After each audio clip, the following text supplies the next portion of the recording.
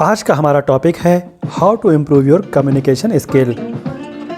आप अपनी communication skill को कैसे इम्प्रूव कर सकते हैं। कम्युनिकेशन स्किल आपकी पर्सनालिटी को रिप्रेजेंट करती है। आपके बात करने की कला, आपके व्यक्तित्व, आपके नॉलेज और आप किस पर्सनालिटी के हैं ये बताती है। अगर आप भी अपनी पर्सनालिटी को, अपनी कम्युनिकेशन स्किल को इम्प्रूव करना चाहते हैं तो हमारे इस वीडियो को अंत तक देखिए और मैं आपको कुछ ऐसे बेसिक पॉइंट बताऊंगा जिनका उपयोग करके आप अपनी कम्युनिकेशन स्किल को इम्प्रूव कर सकते हैं। तो कैसे हैं आप सब। मेरा नाम है सौरभ और मैं आप सबका स्वागत करता हूं आपके अपने YouTube channel SKV loving shadow में।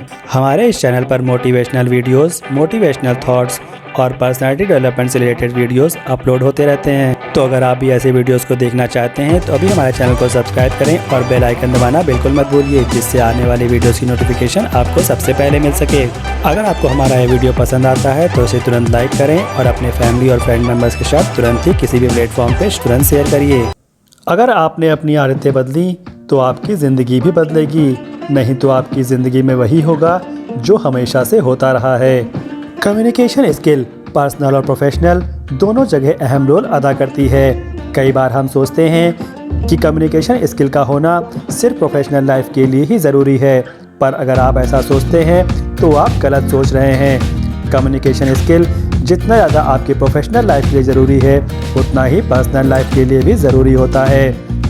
कम्युनिकेशन स्किल को समझने से पहले हम ये समझते हैं कि कम्युनिकेशन क्या होता है। कम्युनिकेशन जब दो व्यक्ति आपस में बात कर रहे होते हैं तो पहला व्यक्ति जिस बात को कहना चाहता है दूसरा व्यक्ति भी उसी बात को उसी ढंग से समझता है, तब हम कहते हैं कि कम्युनिकेशन पूरा हुआ है। कम्युनिकेशन का पूरा होना इस बात पर डिपेंड करता है कि जो बात कही गई है दूसरे व्यक्ति तक वह बात उसी रूप में और उसी अर्थ में पहुँचे। कई बार हम पर्सनल लाइफ में कम्युनिकेशन स्किल को इतनी ज़्यादा इम्पोर्टेंस नहीं देते हैं, जिससे हमारी पर्सनल लाइफ और हमारे आसपास के लोगों से हमारा झगड़ा हो जाता है। इसलिए कम्युनिकेशन स्किल को पर्सनल लाइफ में उतनी ही इम्पोर्टेंस देनी चाहिए जितनी हम उसको प्रोफेशनल लाइफ में देते हैं। कई बार इससे हमारी कम्युनिकेशन स्किल अच्छी न होने के कारण टूट भी जाते हैं, क्योंकि हम अपनी ज़ुबान पर कंट्रोल नहीं कर पाते और जो मन में आता है बोल देते हैं। इसीलिए कहते हैं डिलीट जितना तेज़ी से होता है उतना तेज़ी से डाउनलोड नहीं होता, क्योंकि समय सृजन में लगता है विसर्जन में नहीं, चाहे एप्लीकेशन हो या फिर रिश्ते। इसलिए आपको अपनी कम्युनिकेशन स्किल को सुधारना चाहिए और उसमें लगातार इम्प्रूवमेंट करते रहना चाहिए।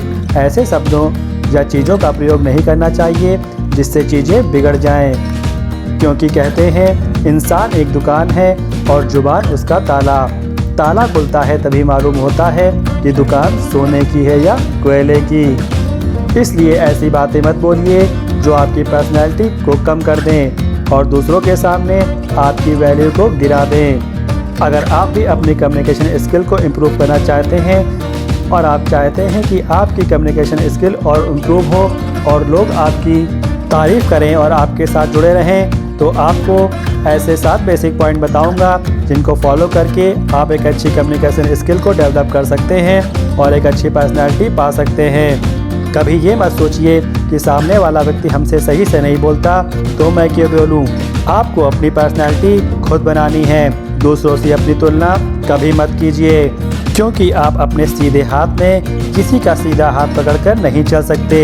किसी के साथ चलने के लिए अपने सीधे हाथ में उसका उल्टा हाथ भी पकड़ना पड़ता है, तभी साथ चला जा सकता है। आप अच्छे बने रहिए, दूसरों से अच्छे रहने की उम्मीद मत कीजिए। चलिए मैं आपको 7 बेसिक पॉइंट बताता हूँ जिनका प्रयोग करके आप भी एक अच्छी कम्युनिकेशन स्किल को डेवलप कर सकते हैं। नंबर 1 है बॉडी लैंग्वेज। आपने कई बार सुना होगा कि शरीर की भाषा ज़्यादा बोलती है। Body language speaks the loudest. किसी भी व्यक्ति की बॉडी लैंग्वेज उसके मन की बात को बयां कर देती है कि वह आपकी बात को सुनना चाह रहा है या आपकी बात में इंटरेस्ट नहीं ले रहा है। अगर बात करते समय सामने वाला व्यक्ति अचानक से अपने दोनों हाथ व पैरों की दिशा बदल ले तो समझ जाइए वो अपनी बॉडी लैंग्वेज के जरिए आपको संदेश दे रहा है कि वह अब इस कम्युनिकेशन को ख़त्म करना चाहता है। तो आप बोलते समय अपनी बॉडी लैंग्वेज का ध्यान रखिए और आपकी बॉडी लैंग्वेज आपके शब्दों से मेल खानी चाहिए, कि जो आप बोल रहे हैं वही आपकी बॉडी लैंग्वेज में भी रिप्रेजेंट होना चाहिए। नंबर 2 है इफेक्टिव कम्युनिकेशन। हमारी सबसे बड़ी प्रॉब्लम है कि हम सिर्फ बोलते जाते हैं। The biggest problem of communication is we do not listen to understand, we listen to reply.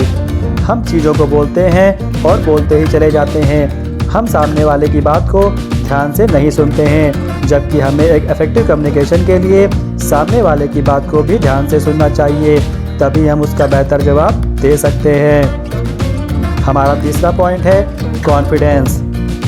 बोलते समय कॉन्फिडेंस का होना बहुत ज़रूरी है। जैसे जीतने से पहले आपको विश्वास होना चाहिए कि आप योग्य हैं। Before you can win you have to believe you are वर्दी।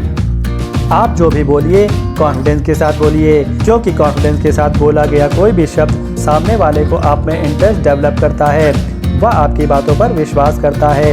इसलिए बोलते समय बातों में कॉन्फिडेंस रखिए। बातों को जल्दी जल्दी ना बोलकर धीरे धीरे बोलिए और कॉन्फिडेंस के साथ बोलिए, जिससे सामने वाला व्यक्ति भी आपके साथ बराबर उस इंटरेस्ट को बनाए रखे और आपकी बात को ध्यान से सुने।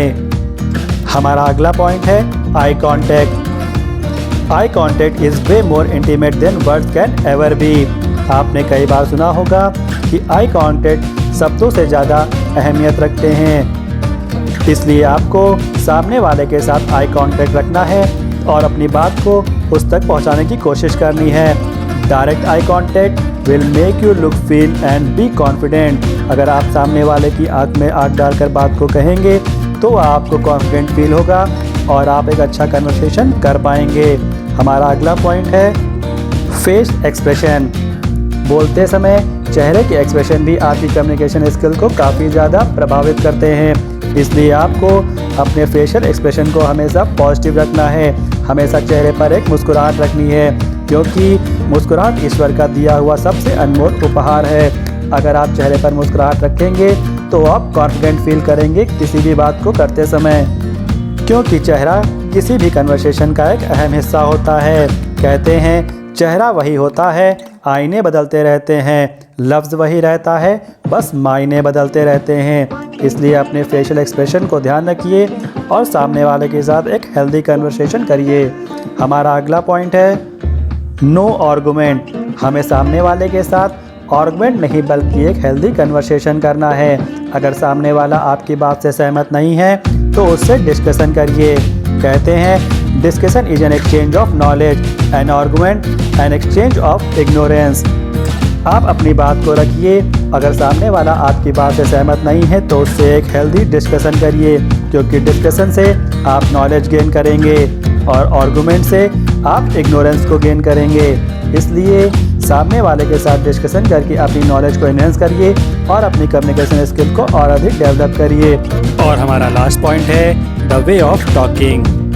द वे ऑफ टॉकिंग मतलब हम किससे बात कर रहे हैं। हम अपने ऑफिस में किसी कोलीग से बात कर रहे हैं या अपने बॉस से बात कर रहे हैं। हमें इस चीज़ का ध्यान रखना होगा।